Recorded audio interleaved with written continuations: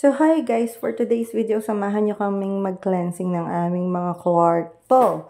And para rin makita nyo lang din na ginagawa talaga namin ng regular cleansing, lalo na pag naglo-low na ang ating energies. Kasi pag masyado ng maraming bad energies ang ating mga katawan at ang ating mga lugar na nasasakupan ay talagang wala na tayong positive energy na masasakop or ma-achieve sa ating mga buhay-buhay.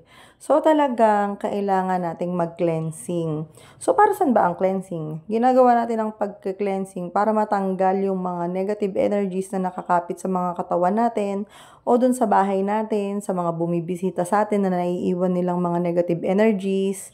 Ayan, tinatanggal-tanggal natin dyan, maliban sa natatanggal yung mga lamok dyan. So, inaalis natin yung mga bad energies na naiiwan dyan para mapalitan din naman at maka-attract tayo ng mga good at positive energies sa araw-araw. So, kailan ba dapat nag-cleansing?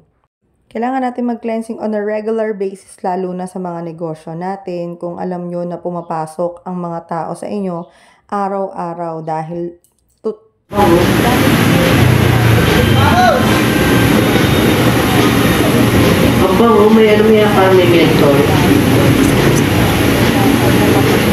palagi.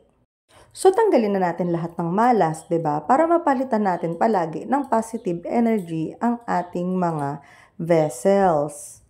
So, after nyong maglinis ng bahay, kailangan nyo na ring i-cleansing, tanggalin nyo na rin, linisin nyo na yung mga energies ng mga kwarto nyo or mga bahay nyo, mga tindahan nyo, nang sa ganun ay mapalitan din naman siya ng mga positive energies na nakaka-attract ng swerte sa buhay nyo. Ganun lang yun.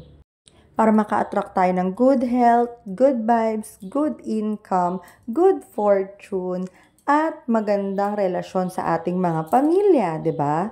So, dito sa amin, si Ponso po ang pinaka-perfect na mag-heal sa amin or mag-cleansing sa amin. At ayan, siya rin ang pinaka-nade-drain sa amin palagi. Kaya kung magpapa-cleansing at healing kayo kay Ponso, sure na magbigay kayo ng pang-energy exchange dahil drain na drain siya sa amin at sure na made-drain siya sa inyo. Ayan, tulog siya agad. So, after that, guys, kailangan yung isuppress yung sarili nyo after nyo mag-cleansing, magpahinga kayo, and make yourself happy every day. So, lahat ng mga kakilala nyo na healers, bigyan nyo sila ng energy exchange. Yun lang. Kasi hindi biro yung ganitong trabaho namin. So, ayun lang. Sana na-appreciate nyo yung pag-heal namin sa inyo, pag-help namin sa inyo na ma-cleansing kayo, and mapagaan ang mga kalooban nyo araw-araw. Thank you, guys! So, it's me, Madam V at your service. Ako lang to, guys. Ako lang to. Please share. Bye!